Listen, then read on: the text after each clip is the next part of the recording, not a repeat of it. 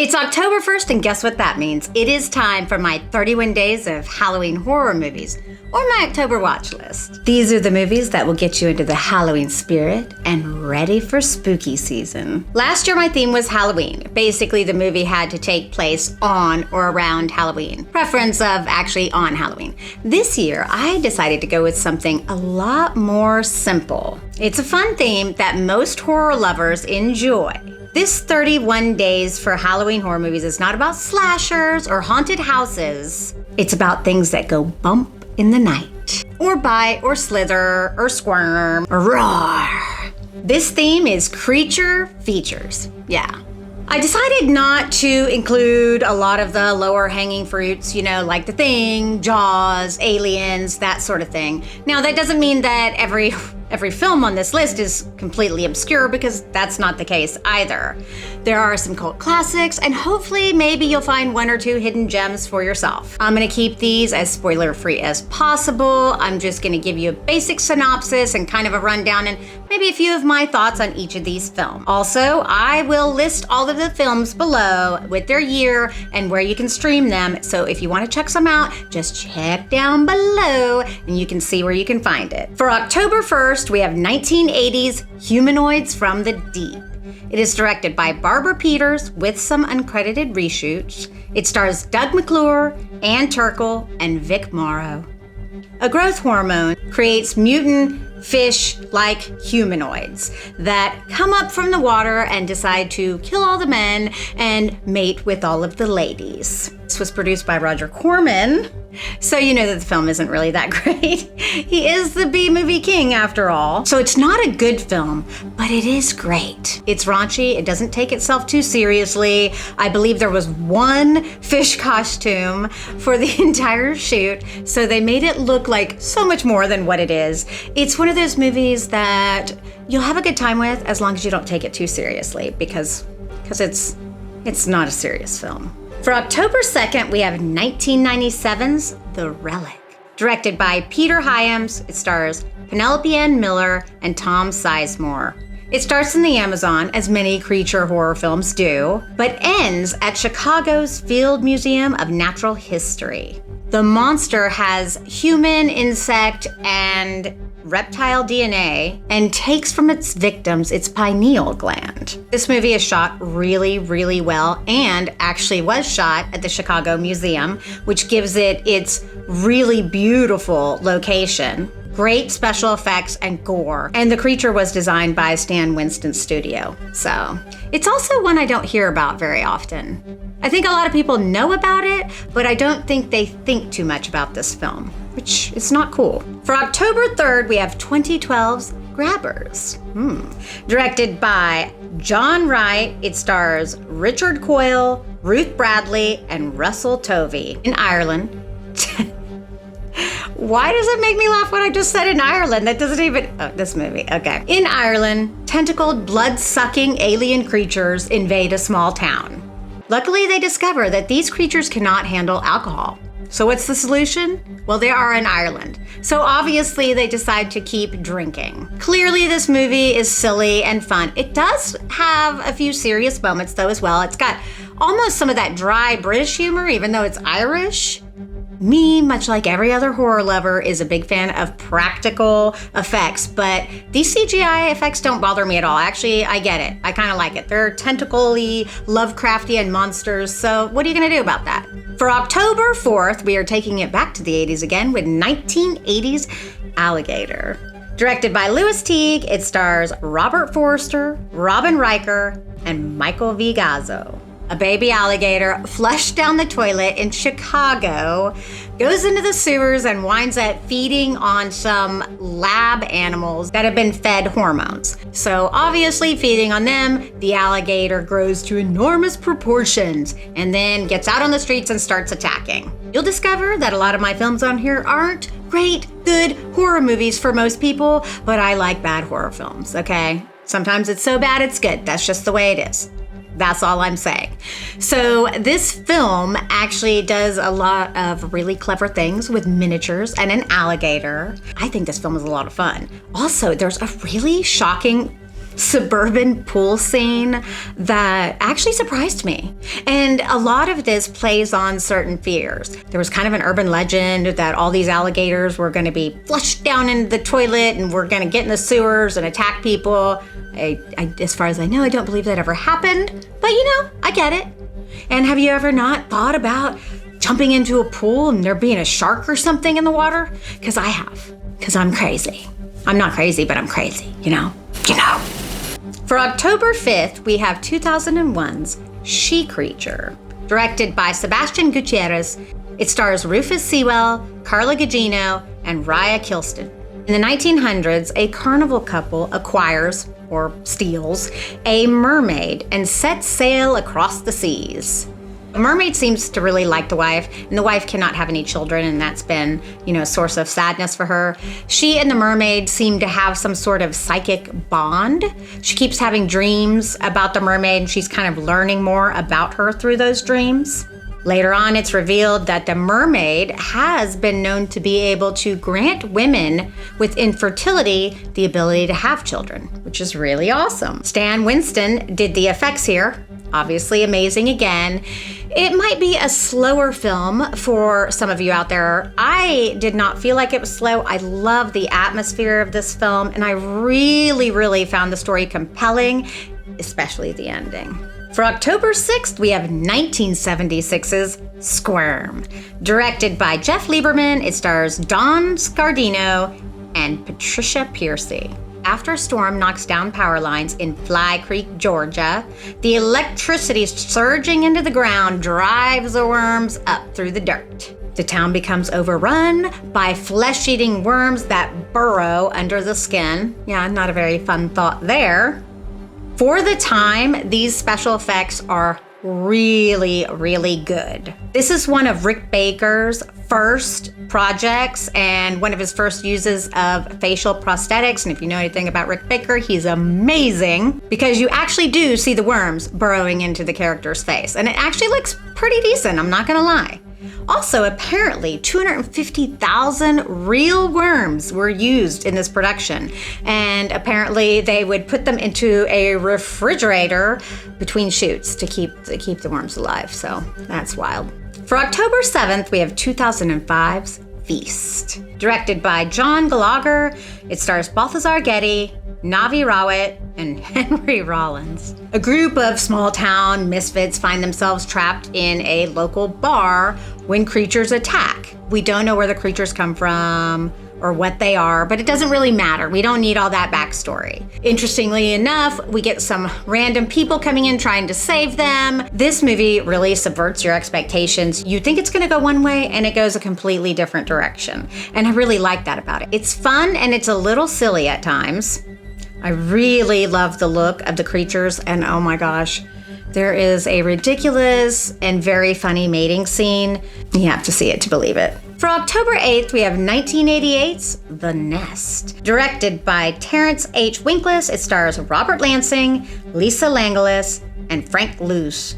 A small island community is terrorized by genetically modified cockroaches from a super evil corporation. The cockroaches were actually intended to go into cockroach nests and kill those cockroaches, but then they decided to evolve and do their own thing. I mean, as things do. But the corporation is super evil and super creepy. And the actress, oh my God, the acting in this is absolutely wild and crazy, and I love it. I think you should just watch it just for that. You do find out that the roaches can also mutate into like a hybrid version of what they've consumed, and that gets real creepy, okay? This movie is known for a lot of gore, and there is a ton of amazing gore and special effects here. It's really worth a watch just for that if you haven't seen it. For October 9th, we have 1997's Mimic, directed by Guillermo del Toro. It stars Mira Sorvino, Jeremy Northam, and Josh Brolin. This is gonna sound a little familiar, but it's still different, okay? In New York City, genetically engineered bugs that were designed to mimic cockroaches and sneak into their nests and kill them, sound familiar? Evolve into a new species that mimics humans. This was Guillermo del Toro's first Hollywood feature film, so obviously this movie is shot amazingly well. It looks so very good. I find this movie a lot of fun. I think the acting is great. It's really atmospheric. Obviously a perfect companion to The Nest. So if you're gonna do a double feature, The Nest and Mimic might be cool side by side. I mean, one is clearly a higher caliber of film, but maybe not necessarily better, you know?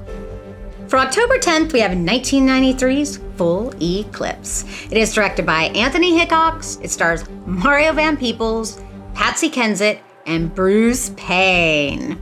A team of police force officers are injecting themselves with an unknown substance in order to become superior officers, stronger, faster, quicker, you know, really like kind of like the super soldier type thing. Yeah, that's it.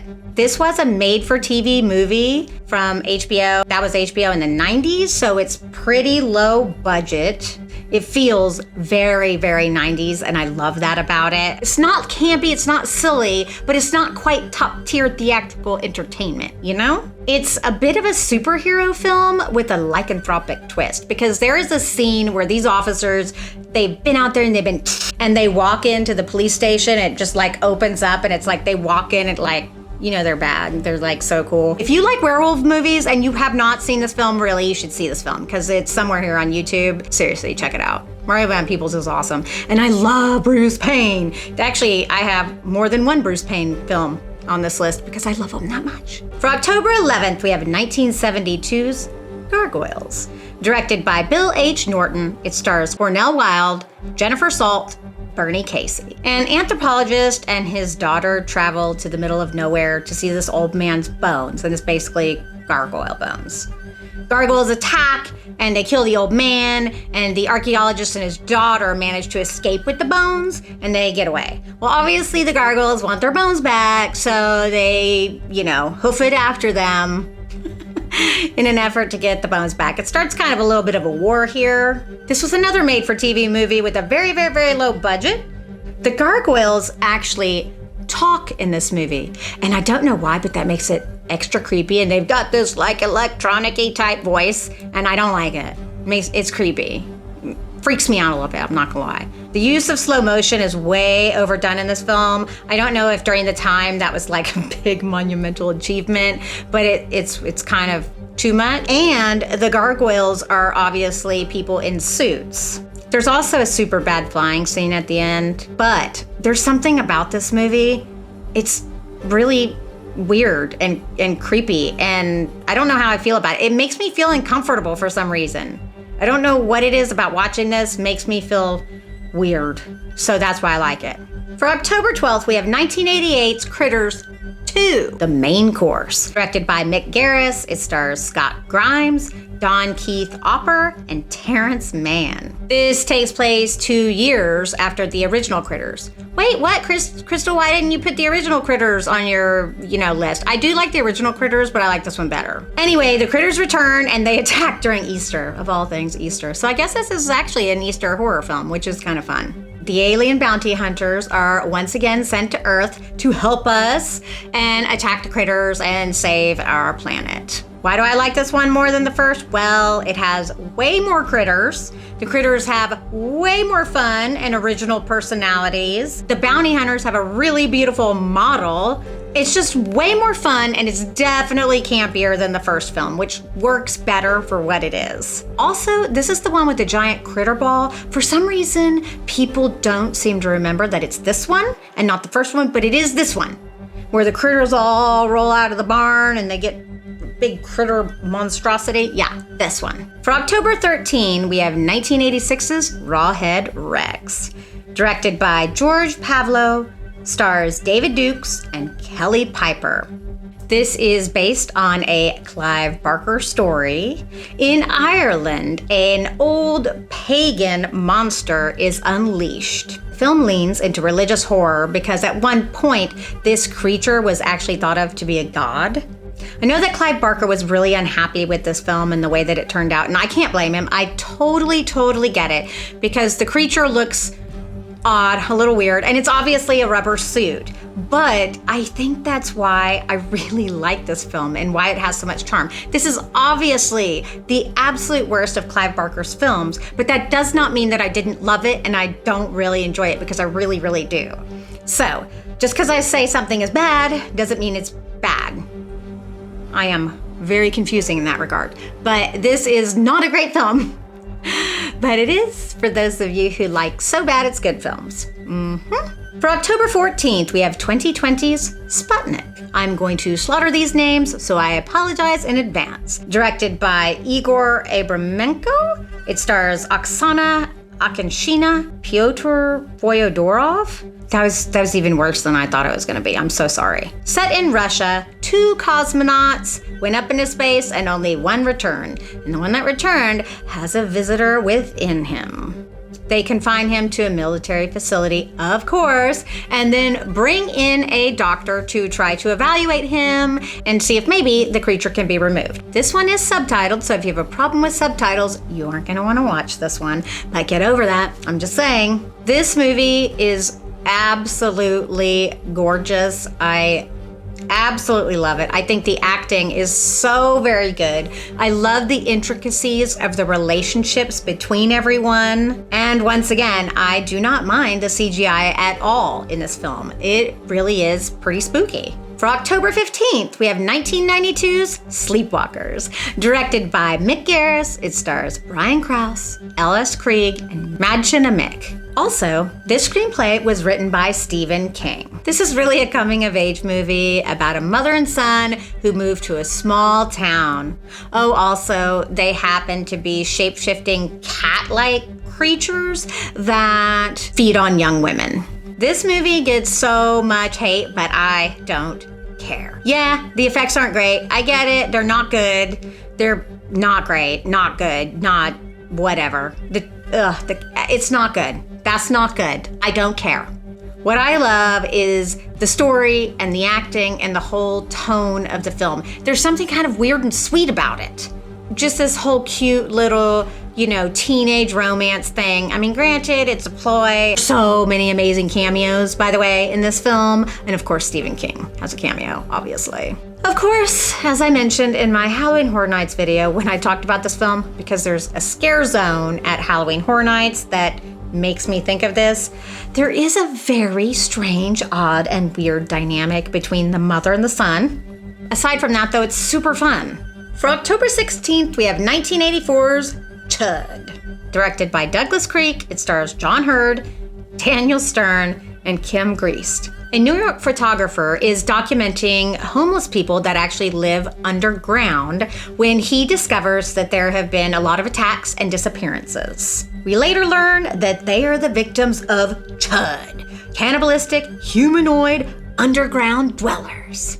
Now, there is a second film to this. Well, why isn't that on your list, Crystal? Well, I put that on my last list. It is a completely different type of film. It doesn't even really mesh at all with this film. It's very fantastic and good, and it's actually really funny, but it is not, I don't understand how it's a sequel. It's so different from this one. This is another B movie. It's pretty wild, kind of funny at points, and it is pretty entertaining. For October 17th, we have 2003's Dreamcatcher. Directed by Lawrence Kasdan, it stars Morgan Freeman, Thomas Jane, Jason Lee, Damian Lewis, and Timothy Olyphant. I had to name them all because they're all pretty much, the leads. Come on. This is based on a Stephen King novel. 4 childhood friends united by a psychic bond and a boy with an intellectual disability meet as adults and fight off these worm-like parasitic aliens. Those aliens actually erupt from people in a very odd way. Once again, this movie gets a ton of hate and I don't understand it. I freaking love this movie.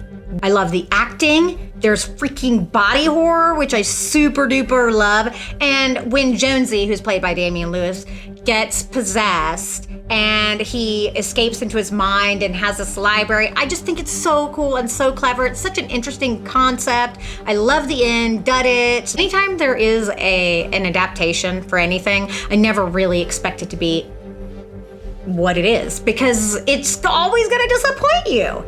So don't do that. For October 18th, we have 2019's Crawl. Directed by Alexandre Aja, it stars Kaya Scodelario, Barry Pepper. During a Florida hurricane, a daughter goes to check on her father because they haven't heard from him, and they both get trapped in his house as a major hurricane is coming into the Florida coast. It's like a Cat 5. Obviously, the alligators start to come in, so they don't have to worry about just the water coming into the house, but also getting eaten. This is definitely a survival horror film, and I will tell you there are a ton of moments in this film that I found really, really super tense. I have to say, I know I have Alligator on this list, but this is probably one of the best or better alligator crocodile films of all. For October 19th, we have 1984's Razorback. It's directed by Russell McKaylee. It stars Gregory Harrison, Archie Whiteley, and Bill Kerr. In the Australian outback, a really aggressive, wild, big boar terrorizes the locals. Two men have lost people to the outback, probably boars most likely, and a farmer team up to go investigate the wilds. This movie goes in really weird places because it's got some trippy scenes. Basically hallucinations like happening throughout. But I like it. It's actually very cool. The utilization of the Australian outback is phenomenal. It is really, really, really beautiful. And oh my gosh, they have one of the best fog machines ever that they use on this film. And I am a huge, huge fan of fog machines. So you win me over with that. For October 20th, we have 1981's The Monster Club. Directed by Roy Ward Barker, it stars Vincent Price, John Carradine, and Donald Pleasance. This is a British horror anthology with a wraparound that starts as a vampire biting his favorite author just to take a little nibble. And as a thank you to the author, he takes him to a monster club. Basically a club filled with actual monsters. There are 3 stories within that are based on different monsters: vampires, ghouls, and a shadmonk, which is a hybrid of vampires, werewolves, and ghouls. So I guess when they kind of mix, they become the shadmonk, which apparently whistles. So that's a thing. This is fun, a little bit campy in places. The monsters in the club look silly sometimes, and it even has some musical numbers, and I really like them too. I like the whole look of this. I like the feel of it. Of course, I love Vincent Price. So this is not a hardcore movie, but it's a fun one. For October 21st, we have 1982's Q, The Winged Serpent. Directed by Larry Cohen, it stars Michael Moriarty, David Carradine, and Richard Roundtree. In New York City, a criminal who is afraid of everything but heights, apparently, that's actually one of his lines, discovers the nest of a giant Aztec serpent bird, Quetzalcoatl, on top of the Chrysler Building, no less. Of course, the creature has begun attacking people, and there is an investigation. And since the criminal has had trouble with the law, he decides to use his knowledge about the creature to his advantage to get money and immunity for his past crimes. I mean, honestly, that's pretty clever. The acting here is superb. And yes, this isn't a very expensive production. The creature is stop motion. But I gotta say, stop motion kind of gives creatures a very interesting feel. But the film is very, very good. Shot well, acted well. Creature is, yeah, okay. Well, it's really the flying scenes that are eh. For October 22nd, we have 1988's Ghoulies II. Directed by Albert Band, it stars Damon Martin, Royal Dano, and Phil Fondacaro. The demons are back, and they have found a new home within a haunted house in a carnival. Sounds about right. Obviously, they start attacking people. Now, Crystal, why did you put this one on your list instead of the first one? Well, once again, the first one was great, and I actually do like the first Ghoulies, but this one is better, in my opinion. This one is way more fun. It's pretty campy and silly, and I really dig that. And there is so much of the creatures in this one. You get a real sense of personality in their interactions with people or children and stuff. The children are jerks in this. It's wild. There's Why are the children such jerks? And then there's a cat scene. Meow. Meow. Oh my God, it's silly, y'all. For October 23rd, we have 1991's Howling VI, The Freaks. It was directed by Hope Borello. It stars Brendan Hughes, Bruce Payne, Michelle Matheson. A drifter werewolf is captured by a traveling circus show, and he is forced to perform, or transform is more like it. I always really love carnival freak show themes in my movies, so if you've got that, you've got me. But I will say that I know there's a ton of Howling films. This is definitely one of the better ones of the later films. I really like the Howling series. I probably like way too many of these films because my taste is questionable, but this one stands out to me. It feels very gothic in its nature and just the way that the circus is. I just love the old feel of it. I really love Brendan's performance as this soft-spoken, kind of sweet werewolf. Oh, he just like won my heart. And Bruce Payne as the vampire is phenomenal. There's something about that dude. He just kills it on screen. I don't know if y'all are ready for these, but here it goes. For October 24th, we have 1982's Basket Case. Directed by Frank Henenlotter, it stars Kevin Van Henterick, Terry Susan Smith. A young man arrives in New York City with a wicker basket containing his angry, formerly conjoined twin, Belial. They seek revenge on the people that separated them, as you would, because you've grown so attached to one another. Dwayne and Belial have a weird psychic connection to each other. They can kind of, feel what each other is feeling. There is a lot of weirdness in this film. This one is my favorite. The first is my favorite in the three films. And I have to say that some of the scenes, oh God, the relationship scene, yeah, it's very odd. It's very weird. You must see this movie. It's fantastic.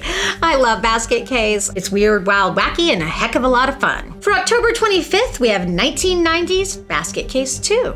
Directed by Frank Henenlotter, it stars Kevin Van Henterick, Annie Ross, Heather Rattray.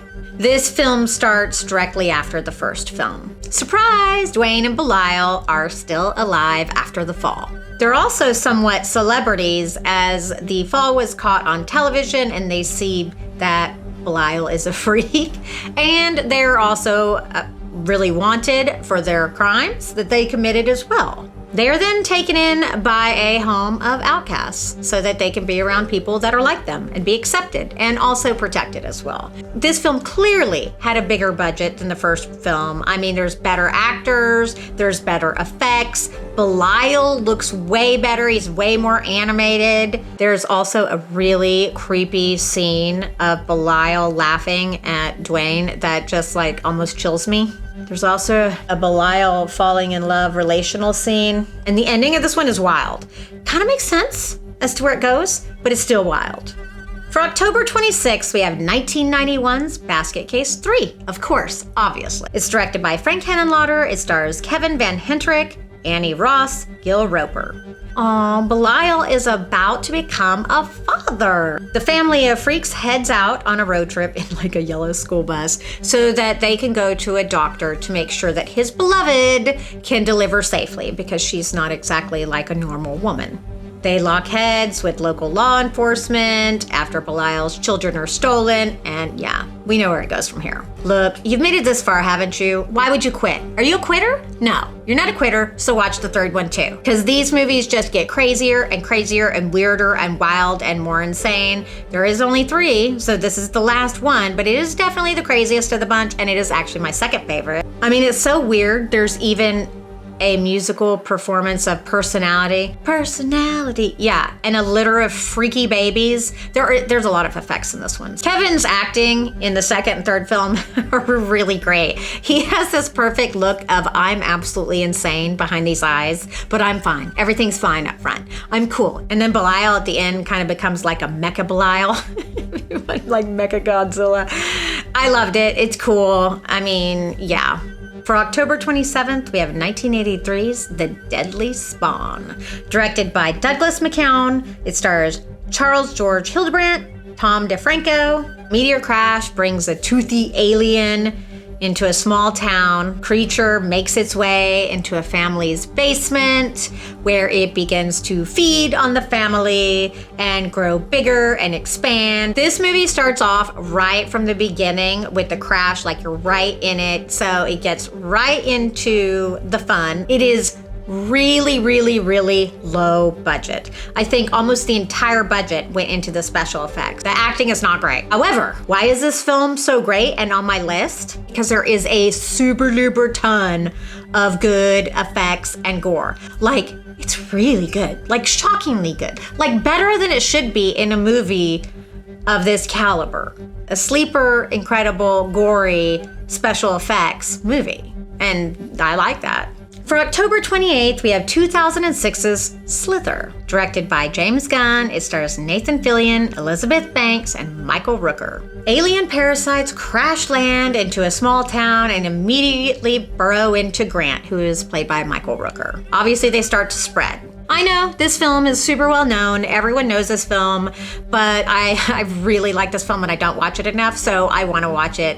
Obviously, it's James Gunn, so you know it's shot really well. I mean, that's like a no-brainer. The acting, hello, look who we have. Nathan Fillion, Elizabeth Banks, and Michael Rooker acted superbly. The effects are great. It's got a lot of good fun, gore, and of course, body horror and some grody mody stuff, and I love it. For October 29th, we have 2015's Howl, directed by Paul Hyatt. It stars Ed Spielers and Shauna McDonald. A late-night British train hits a wild animal and is stopped, and then all of the passengers and the crew find themselves being hunted by a pack of werewolves.